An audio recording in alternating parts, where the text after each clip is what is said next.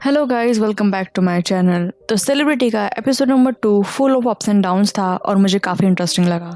तो without wasting any time चलो शुरू करते हैं episode 2 of celebrity full explanation in Hindi. So episode number 2 भी कुछ इसी तरह स्टार्ट होता है। आरी नरेट करते बताती है लाइव के थ्रू कि कैसे सोशल मीडिया काम करता है, कैसे सोशल मीडिया इन्फ्लुएंसर्स अपने आप को रखते हैं सोशल मीडिया पे, how they portray themselves on social media, ताकि वो लोग फेम, मनी और पावर गेन कर पाए। आरी नरेट करते बोलती है कि अगर आप लोग को ऐसी लाइफ जीने का मौका मिले जो अभी तक सिर्फ इमेजिन ही किया है, तो क्या आप वो छोड़ देंगे या फिर उसे बहुत अच्छे से जिएंगे। फिर now back in present time Garbiñe society पे।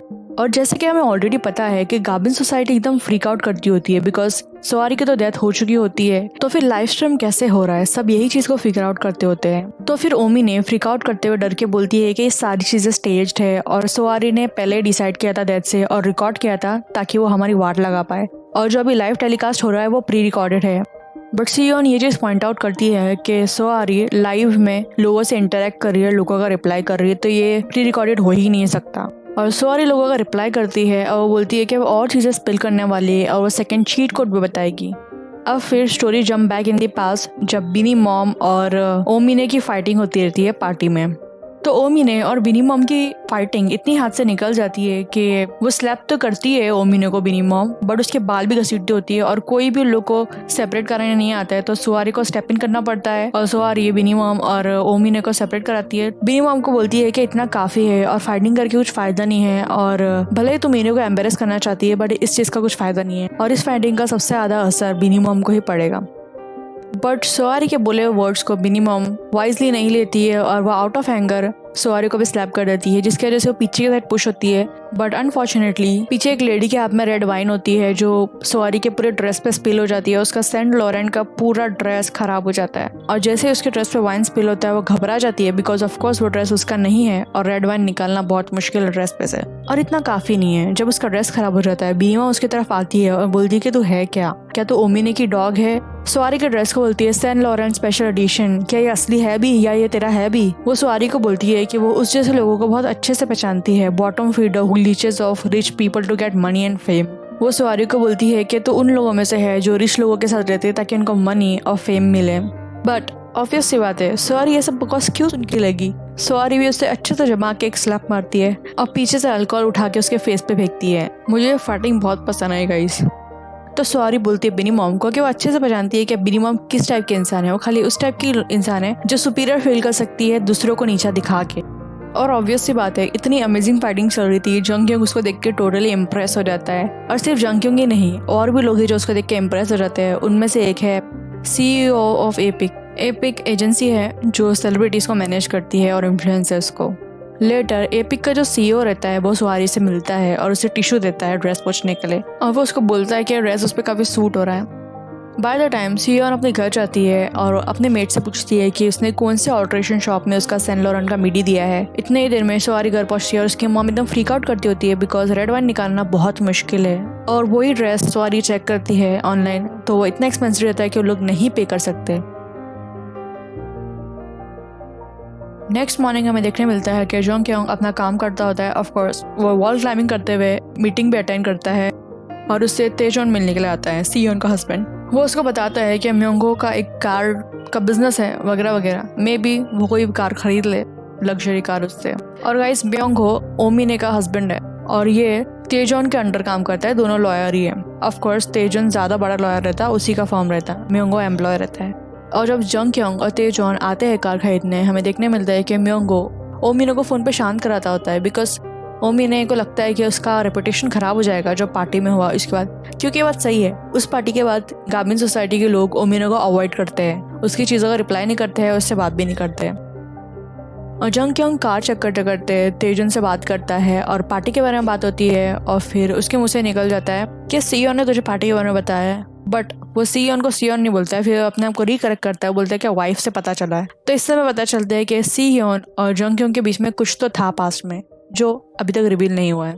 तो फिर तेजन जंगक्योंग की हेजिटेशन देख के उसे बोलता है कि वो सियोन को सियोन बोल सकता है, उसे पता है कि दोनों कॉलेज में थे साथ में। तेजन उससे पूछता है कि वो सियोन से नहीं मिला, तो जंगक्योंग उसे बोलता है कि वो जल्दी निकल गया इसलिए वो नहीं मिला उससे। तो फिर सीन चेंज होता है और हमें सोआरी और जोंगसन की कन्वर्सेशन देखने मिलती है, जिसमें जोंगसन उसे फोर्स करती है कि वो पार्टी का कोई पिक अपलोड करे इंस्टाग्राम अकाउंट पे, बिकॉज उसके फॉलोअर्स है जो इंस्टाग्राम पे वो बढ़ते जा रहे हैं कल के बाद, बिकॉज ओमिने ने उसे फॉलो बैक किया होता है इंस्टाग्राम पे। और वो लोग बात ही करते होते हैं, उतने में सोआरी को सॉन्ग ह्योक का कॉल आता है एपिक एंटरटेनमेंट से, जिसने कल उसे टिश्यू दिया था, वही उसका कॉल आता है उससे। और जब सोआरी को कॉल आता है तो सोआरी शॉक हो जाती है कि उसको उसका नंबर कहाँ से मिला।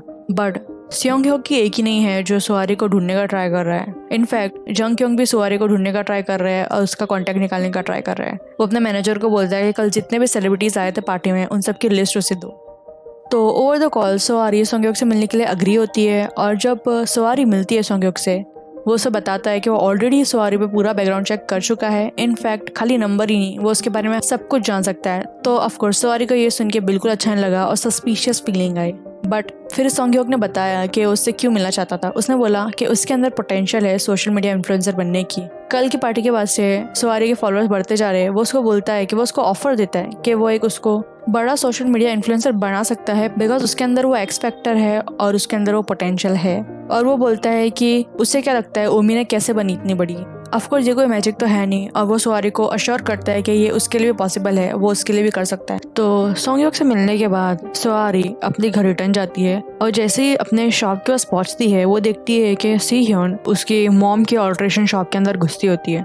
तो जैसे ही सोआरी सी ह्योन को देखती है वो भागते हुए शॉप में जाती है, बिकॉज वो इस सिचुएशन का अवॉइड नहीं कर सकती। और सोआरी शॉप के अंदर देखती है कि उसकी मॉम सियोन का ड्रेस पकड़ खड़े है जो वाइन से पूरा खराब है, और सियोन वही देखती होती है। सियोन बोलती है कि पहले उसे सिर्फ डाउट था, बट वो पक्का श्योर है कि हाँ, जो कल कपड़ा सोआरी ने पहना था वो उसी का है। सोआरी की मॉम और सोआरी काफ़ी उससे अपोलोजाइज करते हैं, और वो लोग बोलते हैं कि ये लोग से गलती हो गई, वो लोग ऐसा करते नहीं है। तो सियोन बोलती है कि क्या आप लोग डैमेजेस के लिए पे करोगे। फिर वो बोलती है कि भले यहाँ का बिजनेस कितना भी अच्छा हो, बट वो इतना नहीं होगा कि वो इस ड्रेस का पैसा पे कर पाए। और बस वो इतना बोलती है, वो अपना ड्रेस लेके निकल जाती है वहाँ से, और वो बोलती है किसी चीज़ की ज़रूरत नहीं, उसकी कुछ नहीं चाहिए। सोआरी को ये चीज़ देख के अच्छा नहीं लगता है कि Si Hyeon is looking down on them. तो सोआरी बाहर जाती है, सी ह्योन के पीछे पीछे उसको अपना क्रेडिट कार्ड देती है और पिन कोड बताती है, बोलती है कि इतना अमाउंट निकाल दो और बाकी का अमाउंट मैं आने वाले 3 मंथ्स में आपको रिटर्न कर दूंगी। वो बोलती है कि हम लोग ने जो किया और जो ड्रेस के साथ हुआ उसके लिए we are very sorry, but हम लोग इतने भी ब्रोक नहीं है, इतने भी गरीब नहीं है कि ड्रेस का पैसा रिटर्न ना कर पाए। बट सियोन उसको बोलती है कि उसको पैसे देने की कोई ज़रूरत नहीं है, एनीवेज इसके लिए ड्रेस इतना इंपॉर्टेंट नहीं है, वो फेंकने वाली होती है और उसको पैसे रिटर्न करने की ज़रूरत नहीं है, ये बोल के वो चली जाती है।